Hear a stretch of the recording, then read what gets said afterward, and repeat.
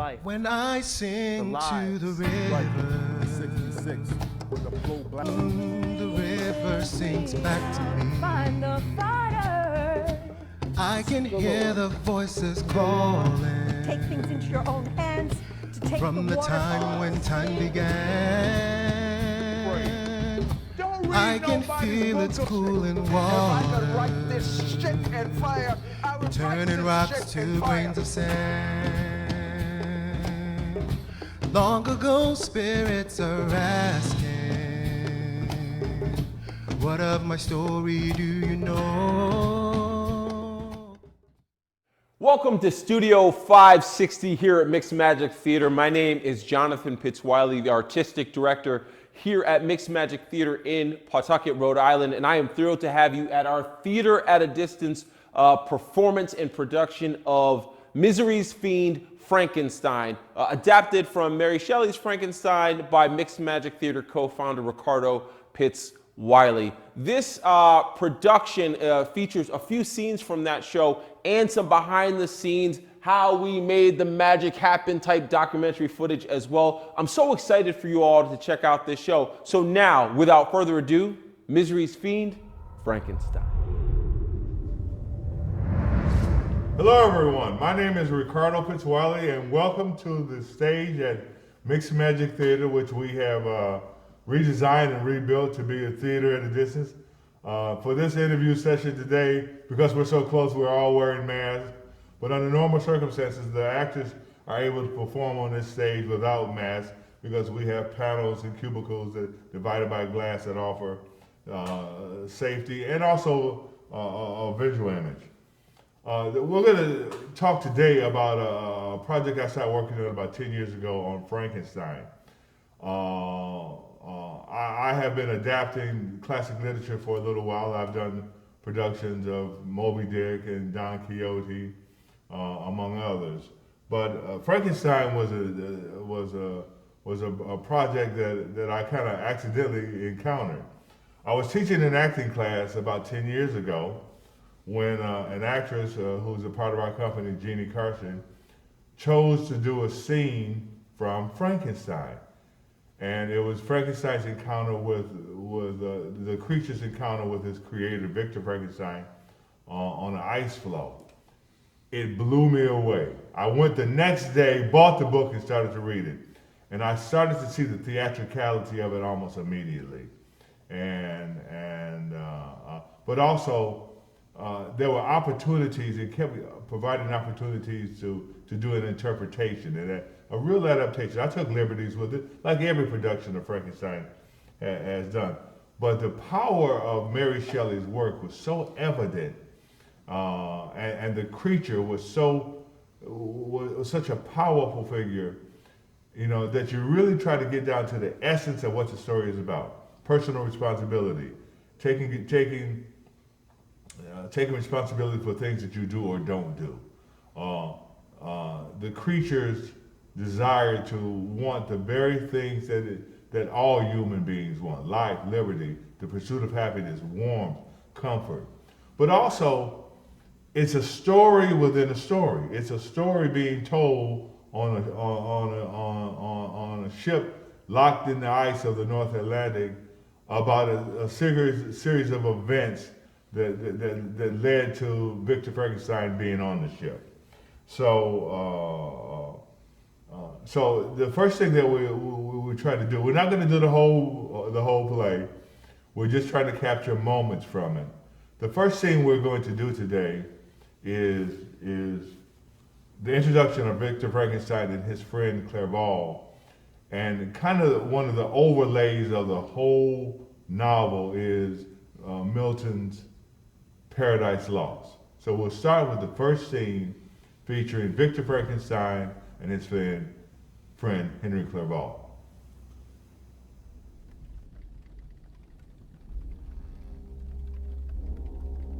Of man's first disobedience, and the fruit of that forbidden tree, whose mortal taste brought death into the world, and all our woe, with loss of Eden, till one greater man restore us and regain the blissful seat My name is Victor Frankenstein. This is my story. I am a scientist from a wealthy family. Growing up, my closest friend, perhaps my only friend, was Henry Clerval. He loved poetry and the theater. Sing, heavenly muse, Sing, heavenly muse, that on the secret top of Oreb or of Sinai didst inspire that shepherd who first taught the chosen seed in the beginning how the heavens and earth rose out of chaos. Or, if Sion Hill delight thee more, and Siloa's brook that flowed fast by the oracle of God, I thence invoke thy aid. I thence invoke thy aid To my adventurous song, that with no middle flight intends to soar above the Aeonian mount, while it pursues things unattempted yet, things unattempted yet. in prose or rhyme. And chiefly, thou, O spirit, that dost prefer before all temples the upright heart and pure, instruct me, for thou knowest. Instruct me, for thou knowest. Thou from the first wast present, and with mighty wings outspread dove-like satst brooding on the vast abyss, and madest it pregnant. What in me is dark, illumine. What in me is dark, illumine. And what is low, raise and support, that to the height of this great argument I may assert eternal providence and justify the ways of God to men.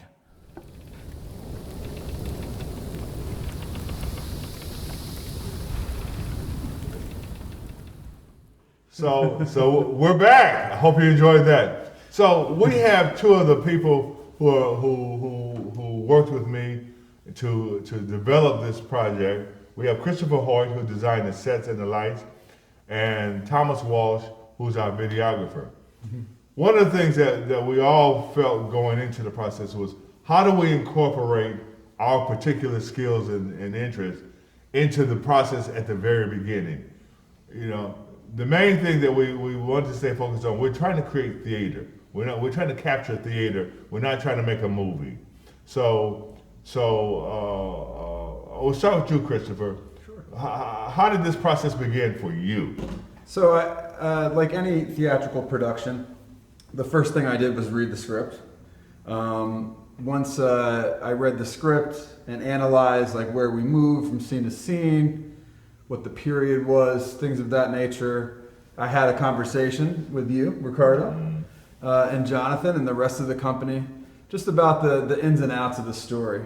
At that point, I then went to the research phase, which is image research, and then started to do sketches. What's different about doing theater in this way is that it's separated, right? Because we have all of the safety glass up, but the process of making is still the same. And so what was important to me as someone who's a visual designer is to establish that process, even though the delivery is a little different, right? And so when I made those sketches, right, and I presented the research, it's a conversation starter. And I recall our first meeting when you saw some of my sketches. It, I know, opened the door to a lot of different conversations, and that's what we want to do when we're visual set designers, lighting designers. Is we want to show pictures and show sketches that help activate the conversation. Yes.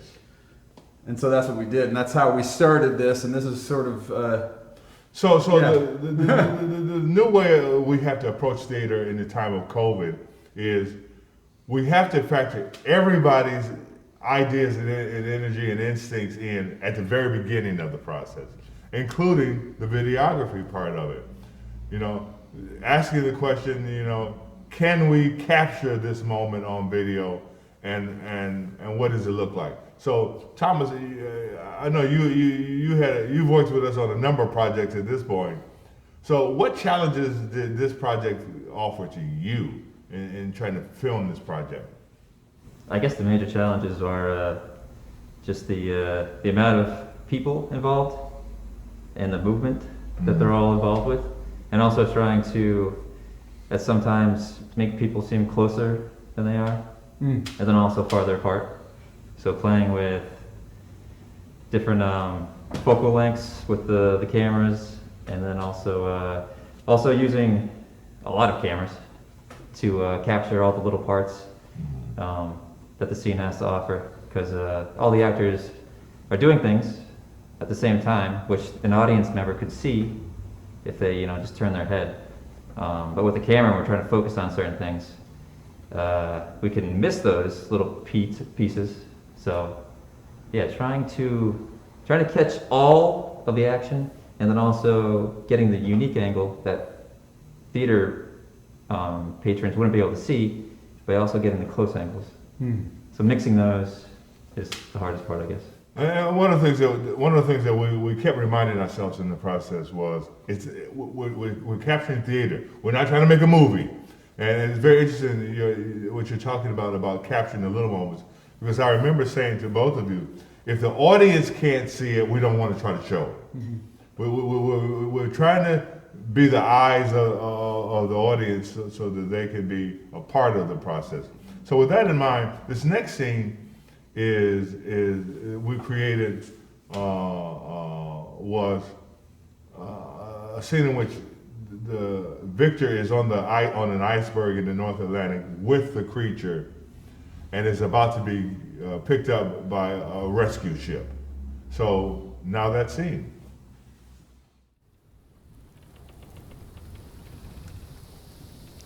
Victor? Father! I will live as long as you live. I am not alive anymore. You have won. This ice is my grave. It should be both our graves. The ice is cold, but not cold enough to put out the heat of my life. Not cold enough to keep you from wanting the same life you gave me. Demon, that was 200 years ago. Yes, it has been a long time. And still the only name you have for me is Demon. You've made me suffer for my mistake long enough.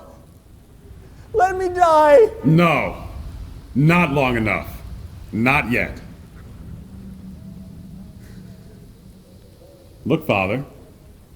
Another ship comes.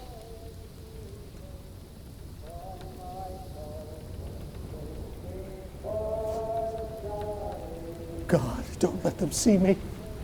Please don't let them see you. They will see us, as they did 140 years ago, and 80 years ago. They will save you again, and I will be with you. The ice has power. Frozen water, frozen time. What was the warning bell for? Look, Captain, off the starboard side on the ice floe. There's a man. It looks like two men, and one of them is a giant. My God, the big one just fell into the water. Looked to me like he jumped in. He'll be frozen to death before we get to him. Move the ship into position. Let's try to save the other one. You there! We're sending a boat to get you. Before I come on board, tell me, where are you going? We're a research vessel headed to the North Pole. What are you doing out here in the ice? I'm trying to capture a thing that has fled from me. Was that man also on the ice? Yes. He fell into the water. Do you think the ice will destroy him? Nothing can survive these waters. Bring him aboard, men. No. Leave me here. Get out of here as fast as you can. Get out of here before it's too late. He's delusional. Bring him aboard. I pray the devil take pity on you.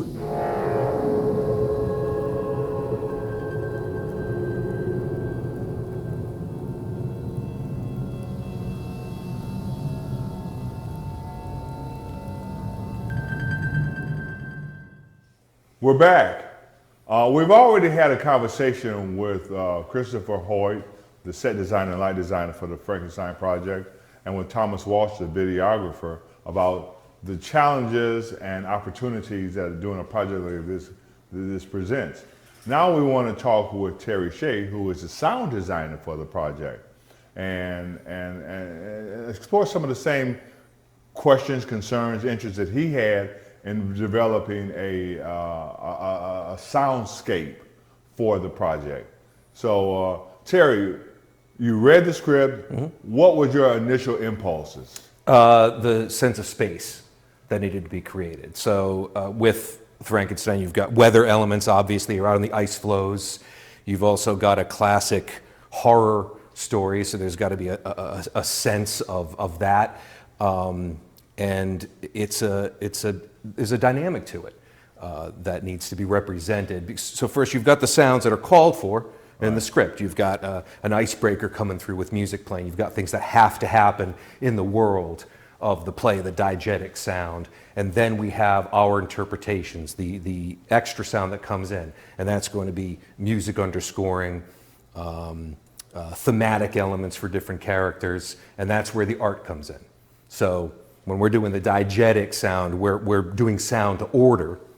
And then we're making that artistic decision. And the problem with that is that the sky's the limit, unless somebody's setting constraints. Yeah. So, but the script had a definite feel to it, and you have to listen to that. You have to listen to what the script is telling you to do. So a lot of the underscoring and the music that I chose for this, to me, is simply, this is what the script sounded like in my head. This is what I heard when I read this. One of the things that we always talk about during this project is, if the audience can't perceive it or hear it and believe that it's a part of the organic part of the show, we're probably doing the wrong thing. Yeah. So we ask the question all the time of the videographer, if the audience can't see it, let's don't film it. If the audience can't hear it, if they can't believe that they're hearing it, let's not try to add it, certain parts of it. But then very recently we talked about each of the elements of the creature having a theme. Yeah. You know, alpha, you know, the aggressive, decisive element. Beta, the deliberative, thoughtful, dangerous element. And then gamma, you know, the most humanistic, you know, element of it. How do you represent them with sound also? Well, what makes doing sound for a play, which is essentially what we're doing here, is different from doing a film. In a film, the sound is going to nudge the audience and tell them, you're going to feel this. This is how you should feel right now. But as you said, in theater, we have actors and we have a script. That is what is informing it. What we're trying to do is shore that up. Yeah. So the character, so if somebody is a dominant character, that sound needs to evoke that feeling and complement what that actor is doing. As a sound designer for a play, I'm not trying to tell the audience what to feel. I'm shoring up what's already there. So if there is an underlying tension in a scene, for instance, and we make an artistic decision to underscore that scene with music or a drone or a sound, that's in the service of what already exists in the script. We're not fashioning that feeling out of nowhere. So that's the difference to me. There's also an element of putting us in a time frame, because the way this script for Frankenstein is built, we're in multiple time periods. Yeah. Victor is picked up by a fairly modern ship, Yeah. but he's telling the story that happened maybe 100 years ago. And then the second time that he's picked up by a ship, we're in a modern time. So sound can also say, we're in England or London 1750. Yeah. We're picked up by a ship the first time in 1910. And then we're picked up again in 2020. Yeah. So because we're not trying to capture visually all those time periods, we have to be able to count on the sound to help us say this is where we are. Yeah. One of the biggest things you can do, or the two biggest things you can do to create an anachronism in a play is music, the wrong music, Yeah. or the wrong costuming.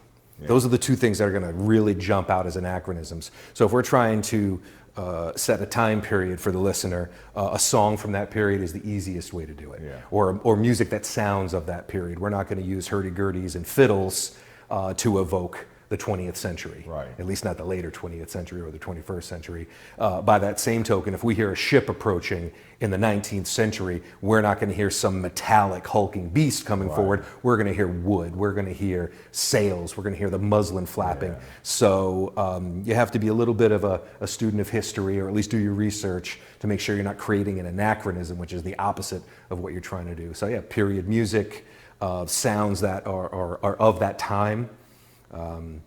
Yeah, that's.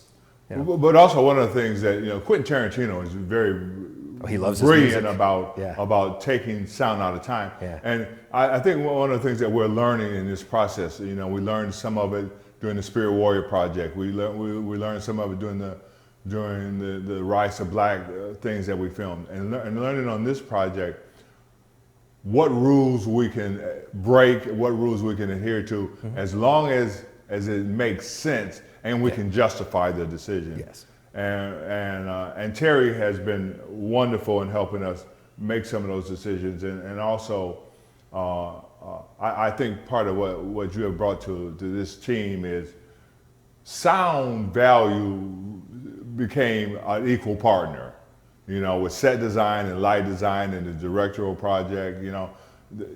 The COVID has forced us to be partners more than I think it has in the past. Yeah. And it's an exciting process, and we hope you're enjoying what we're doing with this production of the Frankenstein project. Thank you very much. Thank you.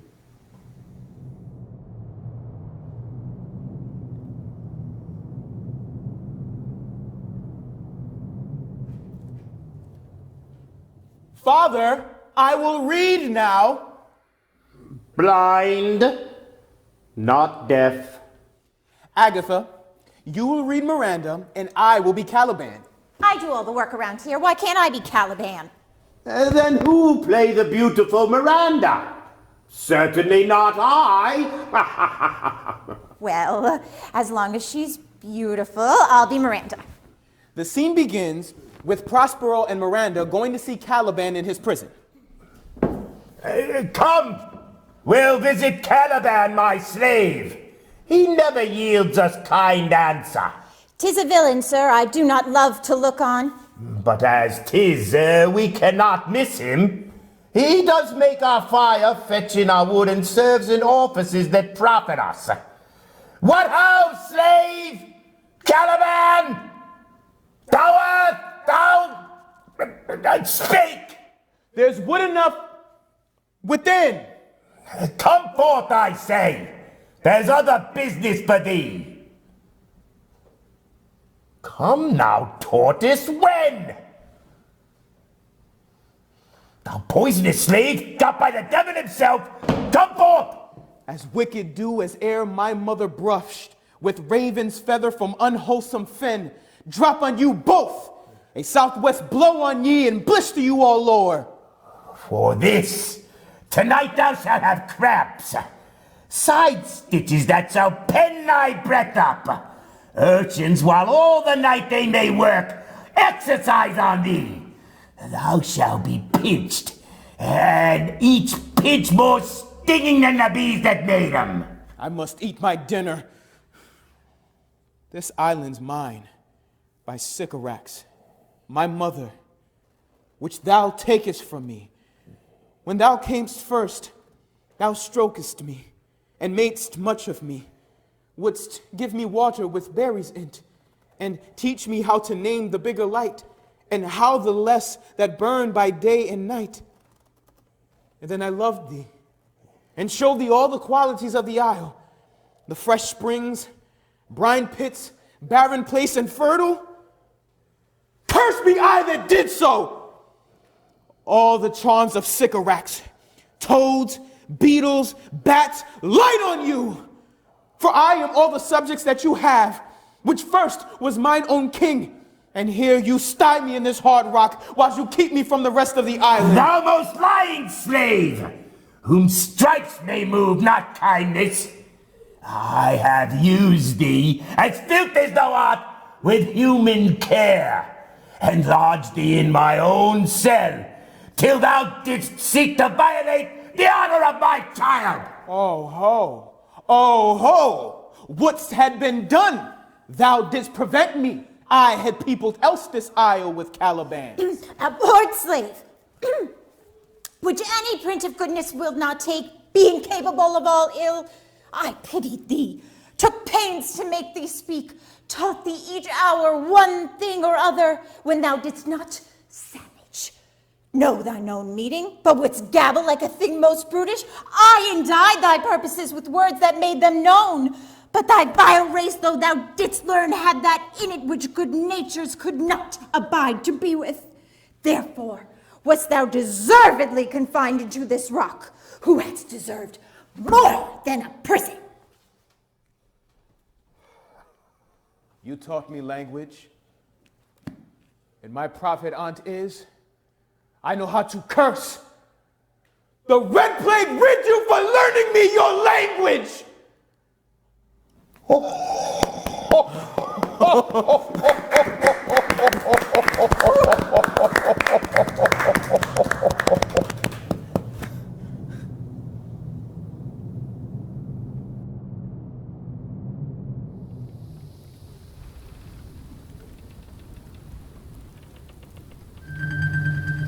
I was benevolent and good. Misery made me a fiend. I was benevolent and good.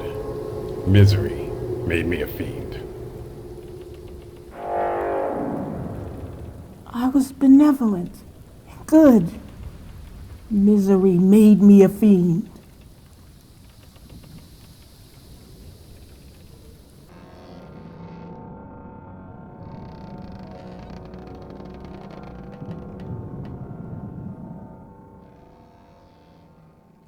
The duration of your stay was left to you, but your father and Elizabeth have arranged that I, Henry Clerval, shall join you.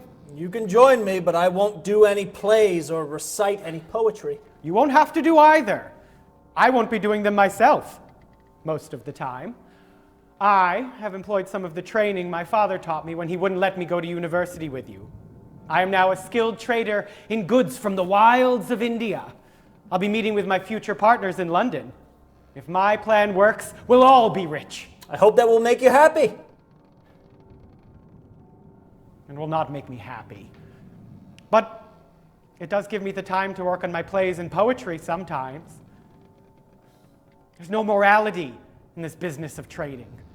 It is filled with these fat men from Europe and America who make jokes and bandy the colorful names they've given to the people of the world that we are preying on. These names remind us to never regard these creatures as people, like ourselves. Well, I'm told the Americans are a bold and adventurous people. The Americans are the world's newest fools. They are enslaving Africans and killing Indians as if that makes them noble. Little do they know that they're just our pawns. We secretly laugh at the Americans and think ourselves superior because we're no longer dirtying our hands in the business of monster making. We are blind to the fact that we are turning these great and beautiful people into angry monsters that hate us. And we will cry foul when they choose to punish us. You remember Shylock, don't you?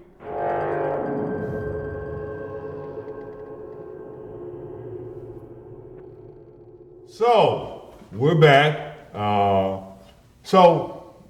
Christopher, you know, the creation of this sunken, shipwreck. Yeah. How did you come up with this idea of the shipwreck? Well, I think there was a prevailing theme that came through as I read the story, and especially I felt like how the story takes place, right? How Victor interacts with those sailors, how the creature harkens back, and it's on an ice. It just the prevailing image that stuck out to me at the whole thing was this idea of a shipwreck. Because not only is it, does some of the story take place on the ship, it also doesn't follow the same time principles, right? We're back in the past, we're forward into the future, we're telling stories and we're moving from one space to the next. But what we all know, right? We all know that this is it's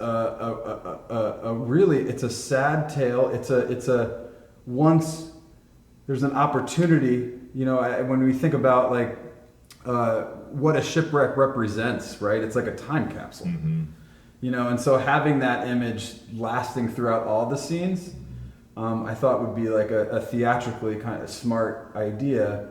And I was really excited that all of you thought that too.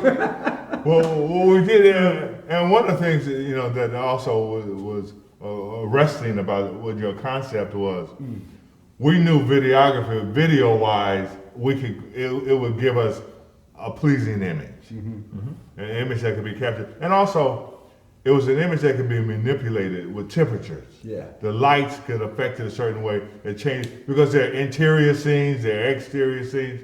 There's times when you want to show the closeness of the family unit, for instance, in the cabin scene, which we're going to do a little bit later. But also the total isolation and the hard edges of ice and the cold and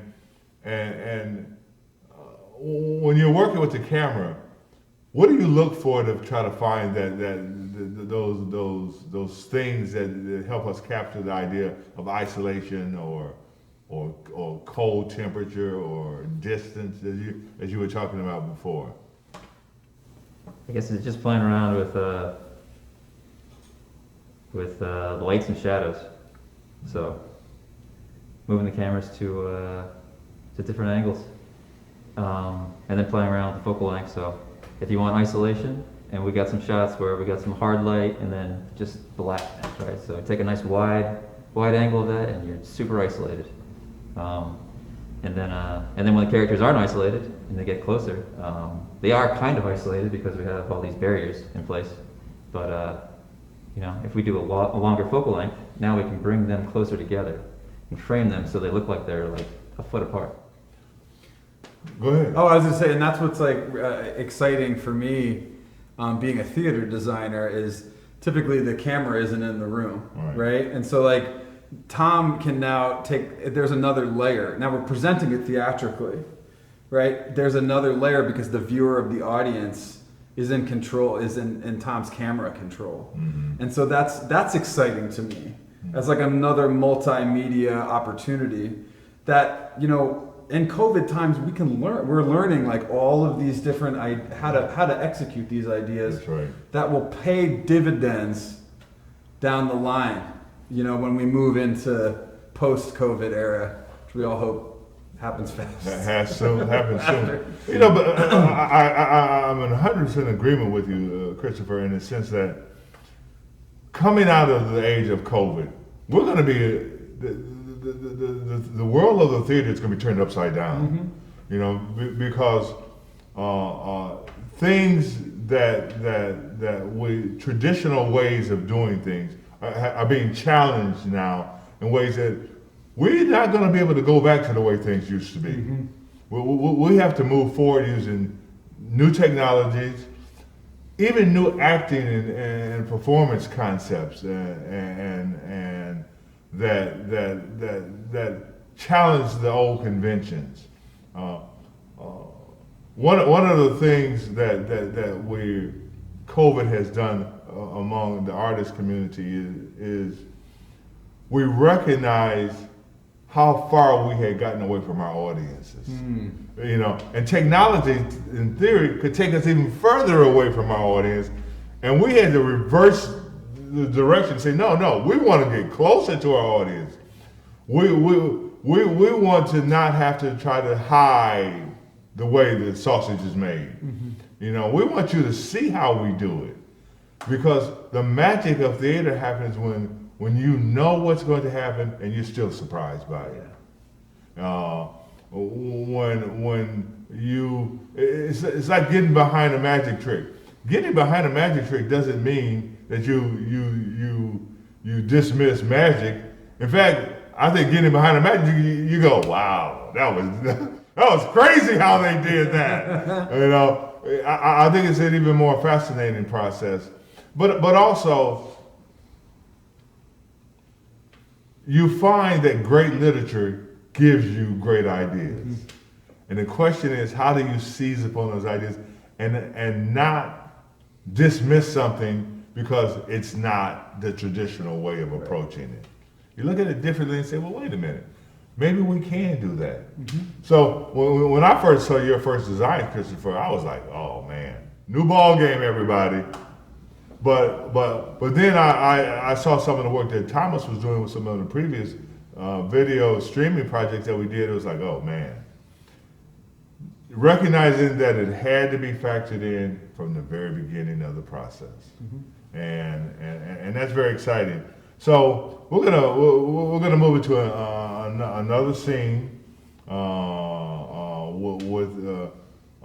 from Frankenstein, the adaptation of Frankenstein, in which I think this next scene involves Victor encountering the creature on a wasteland.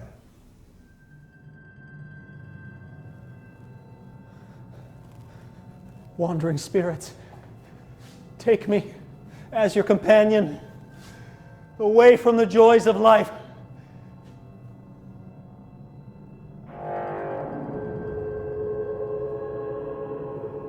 Father, I have heard your call and have come to you. Devil, do you dare come near me? Don't you fear the vengeance I'd wreak on your miserable head? Begone, vile insect! Or stay so I can trample you to dust. I expected this reception. All men hate the wretched. I, who am miserable beyond all living things, and yet you, my creator, detest and spurn me, thy creature, to whom thou art bound by ties dissoluble only by the annihilation of one of us. You propose to kill me! How dare you sport thus with life? Do your duty toward me, and I will do mine toward you and the rest of mankind. If you will comply with my conditions, I will leave them and you at peace. But if you refuse, I will glut the maw of death until it be satiated with the blood of your remaining friends. Monster, the torments of hell are too much for your crimes. Wretched devil! Be calm and hear me before you give vent to your hatred on my devoted head. Haven't I suffered enough that you seek to increase my misery? But no, life is dear to me, and I will defend it. Remember, I am more powerful, my height superior, and my joints more supple. I will not set myself in opposition to you.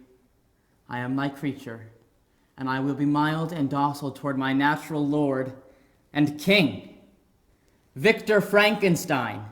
I am your creature. I ought to be your Adam. Instead, I am the fallen angel whom you drive away from. I was benevolent and good.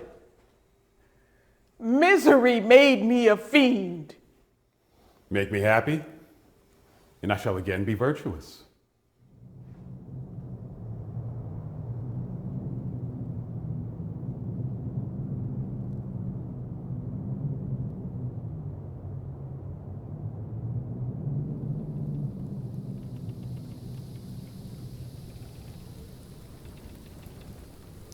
Victor?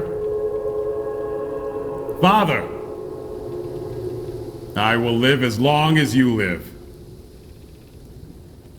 I am not alive anymore. You have won. This ice is my grave. It should be both our graves. The ice is cold, but not cold enough to put out the heat of my life. not cold enough to keep you from wanting the same life you gave me. Demon, that was 200 years ago. Yes, it has been a long time. And still the only name you have for me is Demon. You've made me suffer for my mistake long enough. Let me die. No, not long enough. Not yet. Look, Father. Another ship comes.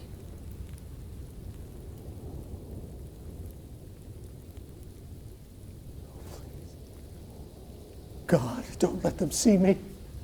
Please don't let them see you. They will see us, as they did 140 years ago, and 80 years ago. They will save you again, and I will be with you. The ice has power. Frozen water, frozen time.